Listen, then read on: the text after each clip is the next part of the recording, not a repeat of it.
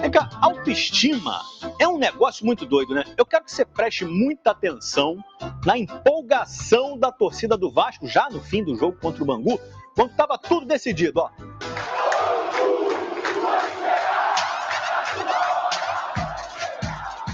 Fala a verdade, quanto tempo que a gente não via isso em São Januário, né? A galera empolgada desse jeito, otimista para as semifinais do Carioca contra o Flamengo, gente. Nos últimos anos, a vida realmente não tem sido fácil.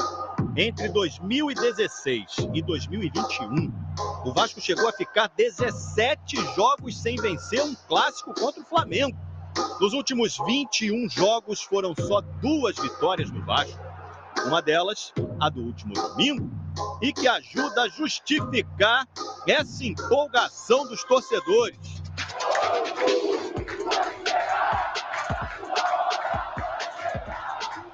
Hoje eu tenho certeza que eles têm muito mais respeito por nós do que talvez eles tinham no início da temporada. Contra o Bangu, o Vasco buscava uma vitória para terminar a primeira fase na segunda posição. E com 4 minutos, o time já saiu na frente. A zaga bobeou, mas o Gabriel Peck não. De cabeça, Pumita Rodrigues quase fez o segundo. Nos primeiros 20 minutos, o Vasco mandou no jogo. Mas aí, o Bangu começou a gostar da partida. Teve algumas chances. O goleiro Léo Jardim fez boas defesas. O Jair teve a chance de aumentar e parou no goleiro Matheus Santilho. Até que no finzinho do primeiro tempo, o Paulo Vitor foi derrubado e o árbitro marcou pênalti para o Vasco. Alex Teixeira na cobrança. O Santilho defendeu. Mais um pênalti perdido na temporada. O terceiro em 4 penalidades. É o time da Série A que mais perdeu pênalti no ano. No segundo tempo, o Bangu voltou a ter chances. Gabriel Martins bateu forte de fora da área. Léo Jardim espalmou para cima e a bola ainda bateu no travessão antes de sair. Logo depois, Adson levou o segundo amarelo, foi expulso. O Bangu ficou com 1 a menos. Nos acréscimos, Nenê cobrou escanteio e Pedro Raul fez o segundo.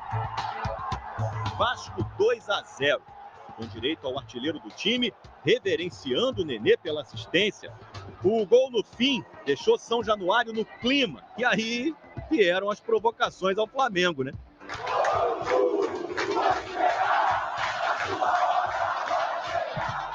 Com a vitória, o Vasco se classificou na segunda posição, à frente do Flamengo, e vai para a semifinal, podendo empatar os 2 jogos.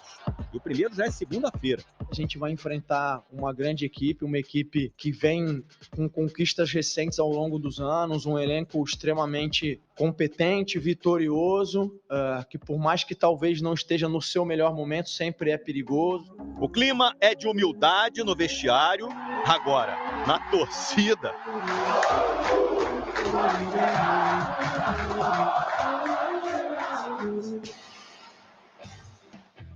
Semifinais, então, relembrando, Fluminense, Volta Redonda, Vasco e Flamengo. E, ó, domingo, esporte espetacular. Do Vasco da Gama ou é Vasco da Grana? Calma. Esse da grama também, que tá jogando bola na grama. Jogou bola ontem. Temos o Barbieri falando. O Vasco venceu o Bangu por 2 a 0 e Maurício Barbieri falou depois do jogo. A gente tinha a situação do Léo e do Piton estarem pendurados, não queria correr o risco de tomarem um terceiro, e também a oportunidade de dar oportunidade a outros jogadores, o Anderson, o Paulo Vitor começar um jogo. A gente segue naquele processo, apesar de estar na iminência de ter decisões importantes, naquele processo de fortalecimento da equipe, do grupo, do elenco, de conhecimento, de olhar os jogadores, de colocar para jogar, de crescer com os desafios, né, com as oportunidades. Então a gente segue nessa batida. Hoje eu tenho certeza que eles têm muito mais respeito por nós do que talvez eles tinham no início da temporada. Bacana, a gente vai puxar eles vão puxar a gente. A ideia é que seja um grande espetáculo e da minha parte eu quero sair vitorioso. Tá aí o Maurício Barbieri. Flamengo vai ter muito mais respeito com o Vasco do que tinha no início do ano, disse o professor. Vai ter que ter. Aliás, todos temos mais respeito pelo Vasco do que tínhamos na virada do ano. Todos. Você não tinha mais respeito pelo Vasco, professor? Esse respeito que eu tenho hoje, eu não tinha, não. Que Essa isso? segurança que eu sinto no time, esse padrão de jogo que o time está ganhando, essas boas atuações individuais que elevaram o nível, e o próprio Barbieri... que chegaram, colocaram a mão no bolso. É outro momento, e o próprio Barbieri, que no Flamengo era chamado de estagiário, agora virou Barbiola. Ah, é? Barbiola? Tem isso? Calma, diz o vizinho do Breler. Seu vizinho é muito preso, Breler.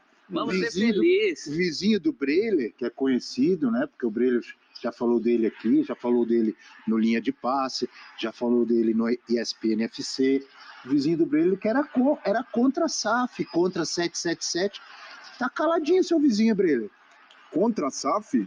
Contra a forma como a SAF foi feita. E ele é desconfiado ainda, ele ainda tem o pé atrás. Olha o Botafogo, começou ali o amor com John Textor, daqui a pouco não é mais o amor, vendeu jogadores, não repôs. Então é preciso ir com calma, esperar, é investimento de longo prazo, como dizem, então é preciso ver a consistência desses investimentos. E mesmo o Vasco tendo investido mais de 100 milhões de reais em contratações de reforços, foram 13, ainda precisa mapear no mercado algumas posições. E é natural, porque o Vasco carece, desde o ano passado, de uma remontagem total. Isso ainda está acontecendo, e é por isso que a gente vê oscilações, como ontem. Ontem foi um jogo em que o Vasco oscilou. Você viu o GC aí? Mas fez o suficiente para ganhar. Viu já, não? Não. A pergunta que foi feita? Já tem pergunta. Pela nossa produção, você não leu ali embaixo quando você falava? Repete para ele, professor. Ali estava escrito assim, Pedro Raul já superou a desconfiança do vizinho do Breler? Estava escrito isso? Eu não vi. Escrito, o vizinho, estava ali. Não, o vizinho do Breler estava ali. Põe de novo aí. Meu vizinho vai começar a ficar tímido. Ele não gosta de aparecer, ele é o corneteiro de WhatsApp. Não. Ele já superou a desconfiança. Que coisa maravilhosa. O meu vizinho é um cara cético. Tanto é que ele foi apelidado aqui nesse programa de cético. 3 vezes. 777, exato. Cético. Esse é o meu vizinho. Mas é natural, como um torcedor que é. Sobre Pedro Raul, é um jogador que tem jogado bem. Opa! Tem. Desde o ano passado, por isso que o Vasco foi atrás dele. Mas ainda precisa de muitas finalizações para marcar. Ontem mesmo ele finalizou 7 vezes, mas não teve tantas oportunidades claras, é verdade. Mas é um jogador que precisa ser mais efetivo na frente do gol. Agora, que o Se continuar fazendo golzinho todo jogo, tá bonito, né? Tá bom? O início legal, tá bem. 7 gols em 10 jogos oficiais, como você gosta, sem contar os amistosos. Um bom retrospecto. Não gosto não, como deve ser. Um bom retrospecto, mas ainda assim, acho que precisa trabalhar cobrança de pênaltis. Aliás, Alex Teixeira. Ontem não foi ele que bateu o pênalti. Mas o Barbieri, para mim, acertou ao dar oportunidade a outro jogador. Isso não significa queimar o Pedro Raul. O Pedro Raul não serve mais para bater pênaltis, mas precisa ter uma alternativa a um jogador que desperdiçou 2. Então, de alguma maneira, é até uma forma de preservar o Pedro Raul, de manter a confiança alta e criar alternativas ao batedor. O Vasco, que eu acho?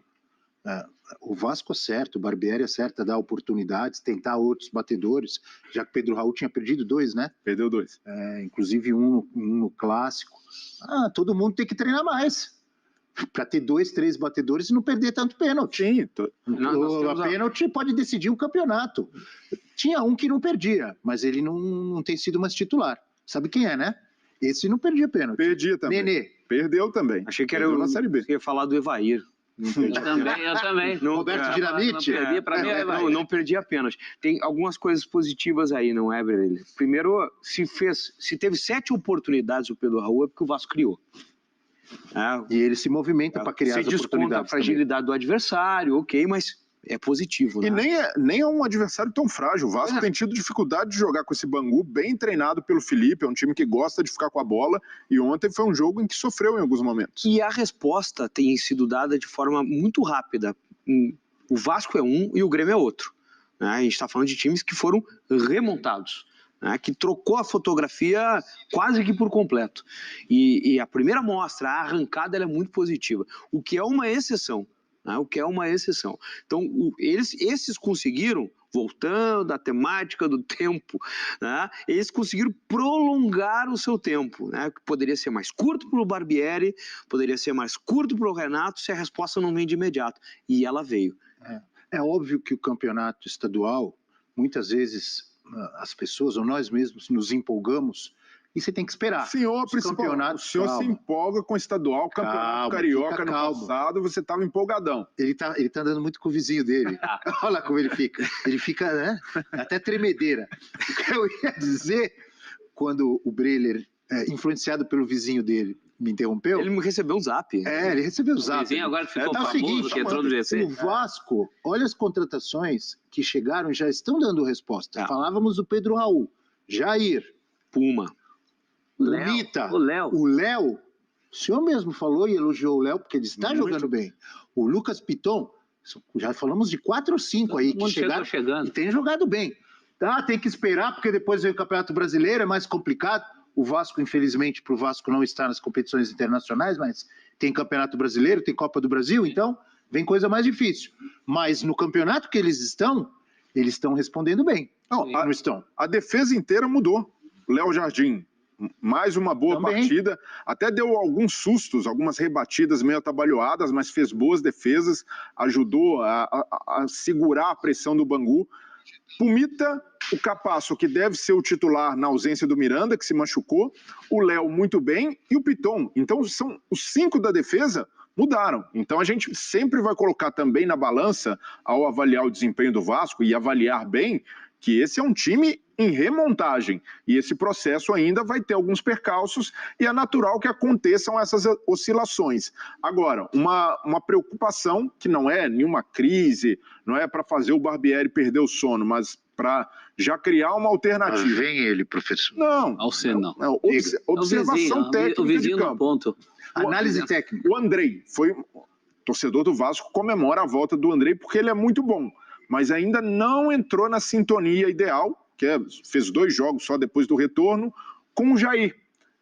O Jair, se a gente imaginar um meio-campo ideal para o Vasco hoje, o meio-campo dos sonhos, seria Andrei, Jair e o Marlon Gomes, que voltou bem também do Sul-Americano Sub-20.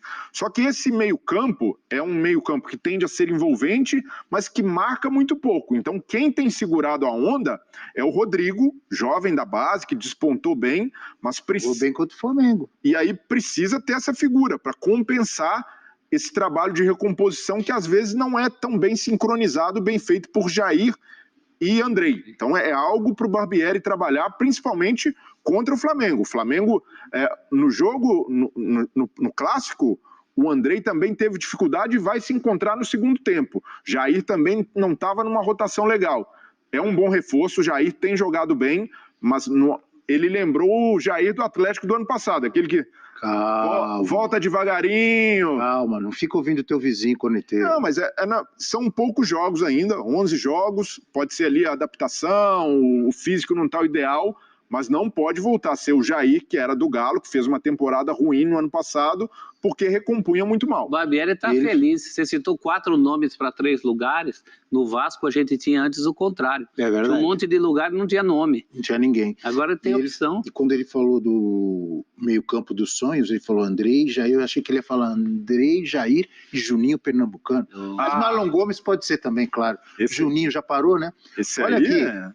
Vasco teria demonstrado interesse na contratação de Matias Abaldo. Fala a família Cruz Maltina. Se você não quer perder nenhuma notícia do nosso Vascão em primeira mão, já se inscreve nesse canal agora. O Vasco demonstrou interesse na contratação do atacante Matias Abaldo, do defensor e da seleção sub-20 do Uruguai. Uma pessoa do clube uruguaio confidenciou que o assunto já está rolando no vestiário entre os colegas de equipe do jovem de 18 anos. Fique atento, pois te atualizo a qualquer instante com as últimas notícias do nosso gigante da colina. Até a próxima!